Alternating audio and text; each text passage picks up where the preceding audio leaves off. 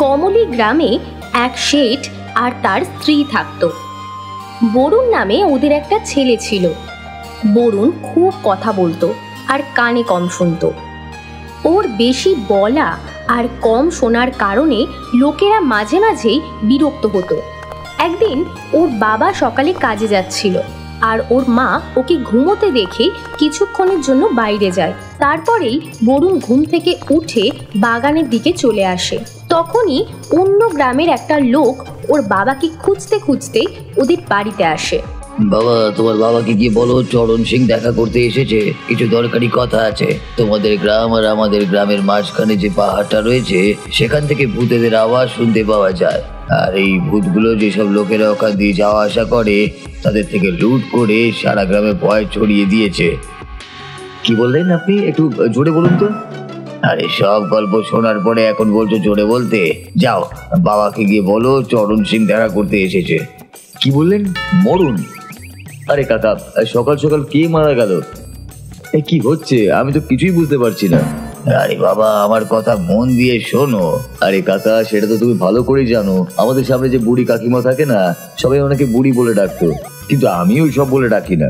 ওনাকে খুব সম্মান করি আমি। ওনার ছেলে আর বৌমা পাশের গ্রামে গেছিল দরকারি কাজে। কাকি তো খুব শক্তিশালী ছিল। ইস, উনি মারা যাবে ভাবতেই পারিনি। মানে মনে হয় দুপুরবেলা খেয়ে দিয়ে ঘুমিয়েছিল, তারপর আর উঠতেই পারেনি। ইস, মরার সময় যদি কেউ নিজের লোক না থাকে, সেই কারণে বোধহয় জলটাও মুখে পেল না। সে সত্যি ব্যাপারটা খুব ভালো হয়নি। রাম রাম রাম রাম রাম। মরার সময় জল না পেলে আত্মা মুক্তি পায় না, নরকে যায়।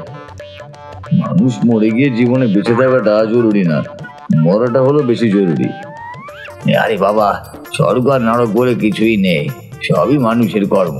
আপনি না খুব আস্তে আস্তে কথা বলেন, মনে হচ্ছে আপনার বয়স হয়ে যাচ্ছে, তাই গলার স্বর একটু কমজোরি হয়ে গেছে। আমি বলছি কর্ম কর্ম। কি ভ্রম? আরে কাকা, শুধু কি আমি একা নাকি? এই সারা গ্রাম ভ্রমেতেই চলেছে, কেউ কোনো কাজ করছে না ঠিক মতো, কিন্তু আমি ওরকম নয়। আমার বাবার নাম রেখেছি আমি, কারোর সাহস নেই আমার সামনে দাঁড়ানোর। আমাকে দেখে সবাই হাত জোর করে প্রণাম করে। তুই তোর বাবাকে ডাকবি কিনা বল দেখিনি। আরে বাবা, আমি তো কিছুই বুঝতে পারছি না, কি বলছেন আপনি? এই জোরে বলুন তো। আমি কি এবার মুখের মধ্যে লাউড স্পিকার হর্ন লাগাবো নাকি? বোন? কার বোন? আমি বুঝতে পারছি না যে তুমি সত্যি সত্যি পাগল নাকি নাটক করছো। কি বললেন? গোলা? ওই বরফের গোলা? এই পচা গরমে গোলা খেতে তো আমার খুব ইচ্ছাই করছে, ঠান্ডা ঠান্ডা বরফের ওপর রং করা। কিন্তু আজকে তো গোলাওয়ালা আসেনি। তখনই গোলা নিয়ে ভ্যানে করে গোলাওয়ালা সামনে দিয়ে আসে। দাদা, তাড়াতাড়ি করে দুটো ঠান্ডা ঠান্ডা গোলা বানিয়ে দাও তো। আরে দাদা, তুমি না ভালো মজা করতে পারো, গোলা তো ঠান্ডাই হয় নাকি? কি বললে? নোংরা? তুমি নোংরা, আমি একদম পরিষ্কার। ওরে বাবা, আমি তো ভুলেই গেছিলাম যে উনি কানে কম শোনেন। যতক্ষণ ওর কানের গোড়ায় কিছু পড়বে ততক্ষণ ঠিক মতো শুনতেই পাবে না। গোলাওয়ালা একটা 10 টাকার নোট তুলে বরুণকে দেখায় আর টাকা দেওয়ার কথা বলতে চায়। আরে মুখে কথা বলতে পারো না নাকি? আমাকে কি তোমার মতো কানে কালা বলে ভাবো? বরুণ ওনাকে 10 টাকা দিয়ে গোলা নিয়ে নেয়। একটা গোলা নিজে খায় আর একটা চরণকে দেয়। তুই কি চাস এই বয়সে আমি ভোগলা হয়ে যাই, এই যে আমাকে গোলা দিচ্ছিস? কি বলে নোংরা? আরে কাকা, এই গোলাওয়ালা তো পাগল, তাইও আমাকে নোংরা বলছে। বাবা, তুই নোংরা না, আমি পাগল। ও কাকা, উনি কানে কালা, ঠিক মতো শুনতে পায় না, তুমি কিছু বললে উল্টোই শুনবে। তা সেটা আগে বলতে পারো না নাকি? আমার পুরো মাথা ধরিয়ে দিল। ও কাকা, কোথায় যাচ্ছ? গোলাটা তো শেষ করে যাও। চরণ দৌড়াতে দৌড়াতে ওখান থেকে পালিয়ে যায়। তখন ওখানে একটা সবজিওয়ালা আসে। ও দাদা, মাকে ডেকে দাও, যা যা সবজি লাগবে নিয়ে যেতে বলো। কি বললি? অকর্মা? সকাল সকাল কাকে অকর্মা বলছিস? মনে হচ্ছে আজকে দাদার কানের ফিউজ আবার উড়ে গেছে। হে ভগবান, সকাল সকাল কার মুখ দেখে উঠেছিলাম কে জানে। মুখে কি ব্যথা নাকি? চুপ করে আছিস কেন? এখন কি করবো আমি? যদি জিনিস না দিয়ে চুপচাপ চলে যাই তাহলে মাসিমাও রাগ করবেন। ঠিক আছে, আর একবার বোঝানোর চেষ্টা করে দেখি। আরে দাদা, আমি অকর্মা বলিনি, মা বলেছি, মা। মাকে ডেকে দিন। কি বললে? ঘনা? ও, এবার বুঝেছি, তুমি সামনের বাড়ির ঘনাকে অকর্মা বলছো, তাই তো? হ্যাঁ, ঠিকই বলেছো। সারাদিন শুধু শুয়ে শুয়ে ঘুমাতে থাকে। অকর্মা ঠিকই একটা। ও শুধু দুটোই কাজ, গরুর মতো চড়ে বেড়ানো আর কুম্ভকর্ণের মতো নাক ডেকে ঘুমানো। ও নাক ডাকার শব্দ শুনে আমার এখনো কানে তালা লেগে যায়। আর যেন কাউকে বলো না, এখনো পর্যন্ত ওই ঘনার নাক ডাকারাও আজ আমার কানের কাছেই আসছে। তোমার কানে তো এমনিতেই তালা লাগানো আছে, কাজের কথা শুনতেই পাও না। আমার বাবা আমাকে খালি বলে ঘনার থেকে কিছু শিখতে। এবার তুমিই বলো তো, আমি ওর কাছ থেকে কি শিখবো? খালি খাবো আর ঘুমাবো ওর মতো, তারপর কিছুদিন বাদে মোটা পেট নিয়ে ঘুরে বেড়াবো? না বাবা, আমার দ্বারা ওইসব হবে না। আমি ওর মতো 7 জন্ম হতে চাই না। সবজিওয়ালা ওর দিকে ফ্যাল ফ্যাল করে তাকিয়ে থাকে। ও, আমি তো তোমার কথা ভুলেই গেছিলাম। তুমি জানো কি একটা বলছিলে? মা, দাদা, মা আছে, মা। কি বললে? ঘনা? আবার ঘনা? ওর কথা এবার বাদ দাও তো। ও পুরো পাগল, ও সবাইকে বিরক্ত করে। আমি বুঝতে পারছি তোমার সমস্যা। এখনো সারাটা দিন পড়ে আছে। যা হয়েছে ভুলে যাও, তুমি নিজের কাজে মন দাও দেখিনি। তখনই ঘনার মা বাড়ির বাইরে এসে গাছে জল দিতে থাকে। মনে হচ্ছে এর মা এখন বাড়িতে নেই। যা লস হবে দেখা যাবে, কিন্তু এখন যদি আর এখানে বেশিক্ষণ দাঁড়িয়ে থাকি তাহলে আমিই পাগল হয়ে যাব। সবজিওয়ালা মাথা নাড়ায় আর হাত জোর করে ওখান থেকে চলে যায়। আরে কোথায় যাচ্ছ? সবজি দিয়ে যাও। সবজিওয়ালা পিছনে ঘুরে আর দেখেও না। তুমি চিন্তা করো না, তোমার হয়ে আমি ওই ঘনাকে উচিত শিক্ষা দিয়ে দেবো, বুঝেছো? পাথর ছুঁড়ে মারবো আমি ওকে।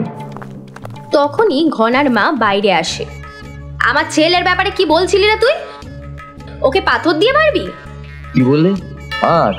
আরে কাকিমা, আমাদের জমিতে তো আখের চাষ অনেক বছর ধরেই হচ্ছে, তুমি তো জানোই। আজকেও তোর কানপুরে হরতাল চলছে, তার মানে যতক্ষণ না তুই ঠিক হবি ততক্ষণ সবার ব্যাপারে উল্টো পাল্টা কথাই তুই বলে যাবি। কি বিড়বিড় করে বলছো কাকিমা? জোরে বলো। আর হ্যাঁ, আমাদের চাষের জমির উপর নজর দেবে না বলে দিচ্ছি একদম। আখ দরকার লাগলে বলবে, আমি পাঠিয়ে দেবো। তোর মাও না, যখনই উনি ভাবেন যে আমাদের বিরক্ত করবেন তখনই তোর কানের ফিউজ উড়িয়ে দেয়। তোর সাথে কথা বলাই এখন বেকার। বরুণ ওনার দিকে তাকায়। আরে কাকিমা, যা বলবে জোরে বলো। তখনই বরুণের মা সরলা আসে। সরলা, এসে গেছো তুমি। যখন তুমি জানো যে তোমার ছেলে কথা বলে বলে সবার মাথা খারাপ করে দেয়, তখন ওকে ঠিক করে রেখে যাওনি কেন? আমি তো যাওয়ার সময় দেখলাম ও ঘুমোচ্ছে। ওর বাবা বাইরে গেছে আর আমি তো বেশি দূরেও যাইনি। তোমার আসা পর্যন্ত না ও অর্ধেক পৃথিবীকে পাগল করে দিয়েছে। সাহস তো দেখো। সবজিওয়ালাকে বলছিল যে ও আমার ঘনাকে পাথর ছুঁড়ে মারবে। একদিন এমন কানের মধ্যে চোর মারবো না। না না দিদি, তুমি তো ওর ব্যাপারে সবই জানো, বলো, ক্ষমা করে দাও।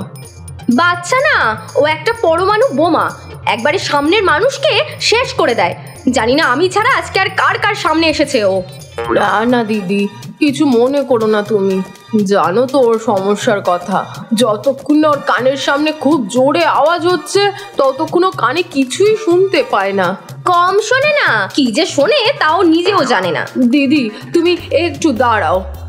সরলা খুব জোরে বরুণের 2 কানে 2টো চড় মারে।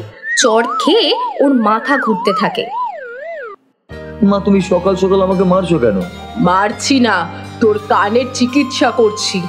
এটা কোন চিকিৎসা মা? তুমি রোজ আমাকে চড় মারো। এতক্ষণে ওর কান ফেরত এলো। আরে কাকিমা, কান কি ঘোরা নাকি যে ঘুরে আসবে? সরলা, পারলে ওর মুখেরও চিকিৎসা করাও। কিরকম কাচির মতো মুখ চালায় দেখেছো? কেন যে এত কথা বলিস তুই? যা এক্ষুনি কাকিমার কাছে ক্ষমা চা। ক্ষমা চাইবো? কিন্তু আমি কি করেছি? তুই তো জানিস না যে তুই কি কি করেছিস। বাবা! কাকিমা, তুমি আমার থেকে বড় হও তাই ক্ষমা চাইছি, আমাকে ক্ষমা করে দাও কাকিমা। ওহ ভগবান, এই ছেলেটার হাত থেকে বাঁচিও আমাকে। এটা বলে ও ওখান থেকে চলে যায়। শোন, গিয়ে দেখ তোর বাবা এখনো বাড়ি ফিরলো না কেন।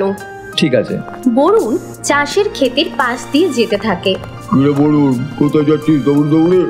বরুণ ওকে পিছন ফিরে দেখতে গিয়ে একটা পাথরে হোঁচট খেয়ে পড়ে যায়। আরে আস্তে আস্তে যা।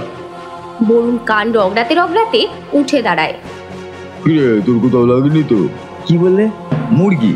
কই, এখানে তো কোনো মুরগি নেই। আরে ওই সব মুরগি টুরগি বাদ দে। শোন, সামনের ওই পাহাড়টার দিকে যাবি না। শুনেছি ওখানে 1 সপ্তাহ ধরে ভূত ঘুরে বেড়াচ্ছে। বরুণ কিছুই বুঝতে পারে না। ও মুখ বেঁকিয়ে ওখান থেকে চলে যায়। আমার কথা মনে রাখিস কিন্তু। বরুণ হাঁটতে হাঁটতে পাহাড়ের দিকে যায়। পাহাড় থেকে অনেক ভূতেদের কান্নার আওয়াজ ভেসে আসতে থাকে। বরুণ কিছুই শুনতে পায় না। ভূতেদের কান্নার শব্দ ধীরে ধীরে আরো বাড়তে থাকে। বরুণ কিছু বুঝতেই পারে না। ওখানেই দাঁড়াও, না হলে এক্ষুনি ঘাড় মোটকে দেব। আর তোমার কাছে যা যা টাকা আর দামি জিনিসপত্র রয়েছে সব এখানে রেখে দাও, না হলে আমরা তোমাকে মেরে ফেলে নিজেদের মধ্যে ভাগাভাগি করে খেয়ে নেব। তারপর আবার ভূতেদের কান্নার আওয়াজ আসতে থাকে, কিন্তু বরুণ কিছুই শুনতে পায় না। এ কিরকম লোক, ভয় পায় না তো? শিকারের আওয়াজও তো জোরেই চলছে, কিন্তু তো শুনছেই না। যদি এখান থেকে ভয় না পেয়ে চলে যায় তাহলে আমার এতদিনের ধান্দা বন্ধ হয়ে যাবে। একে আমার আসল রূপ দেখাতেই হবে। দাঁড়া, তোকে এক্ষুনি মজা দেখাচ্ছি। শয়তানটা এগিয়ে গিয়ে বরুণের পথ আটকায়। কি রে, বেশি হিরো হয়ে যাওয়ার চেষ্টা করছিস নাকি? হ্যাঁ, ভূতদের ভয় পাস না? তাড়াতাড়ি যা আছে সব বের কর। কি বললি? হলুদের দোকান? এখান থেকে এগিয়ে গিয়ে ডান দিকে যা। তাড়াতাড়ি যা জিনিস আছে সব বের করে দে, নাহলে তোকে এক্ষুনি হলুদ বানিয়ে দেবো। আরে চিৎকার করছিস কেন? বললাম তো হলুদের দোকান সামনে আছে। কানে কালা নাকি তুই? হ্যাঁ, শুনতে পাস না? তারপর ও বরুণের কানে 4টে চড় মারে। তারপর বরুণ সব শুনতে পায়। তোর সাহস কি করে হলো আমাকে চড় মারার? হ্যাঁ, তুই ভূতকে ভয় পাস না তো কি হয়েছে? মারকে তো ভয় পাস। তাড়াতাড়ি সব জিনিস বের করে দে। বললাম তো আমার কাছে কিছুই নেই। এই তো শুনতে পাচ্ছিস, এতক্ষণ পর্যন্ত আমাকে বোকা বানাচ্ছিলিস। বরুণকে মারার জন্য ও এগোতে থাকে, কিন্তু বরুণ ওকে ধাক্কা দিয়ে ফেলে দেয়। তখনই একটা লোক কিছু গ্রামের লোকজন নিয়ে চলে আসে। তারপর সবাই মিলে ওকে মারতে শুরু করে। নে, সবাইকে আবার বল তোর ভূতের পাহাড়ের গল্প। শয়তানটা কাঁদতে কাঁদতে বলে, বলছি, আমরাই ভূত সেজে এখানকার লোকেদের ভয় দেখাতাম। সাবাস বরুণ, তুই যদি আজকে সাহস করে না আসতিস তাহলে আমরা কেউ সত্যিটা জানতেই পারতাম না। আর এই আমাদেরকে এইভাবে লুট করতো। হ্যাঁ বলুন, তুই আমাদের গ্রামকে রক্ষা করেছিস চোরদের হাত থেকে। তারপর সবাই মিলে ওই বদমাশটাকে ধরে থানায় নিয়ে আসে। এই যে পুলিশ বাবু, এবার এই ভূতটা সামলান, দুটো ধলাই দিন দেখিনি। আপনারা একদম চিন্তা করবেন না, ওকে আমি সোজা করছি, চল। আর এইভাবেই বরুণের কান সবাইকে রক্ষা করে। এরপর থেকে গ্রামের সব লোকেদের কাছে বরুণ হিরো হয়ে যায়।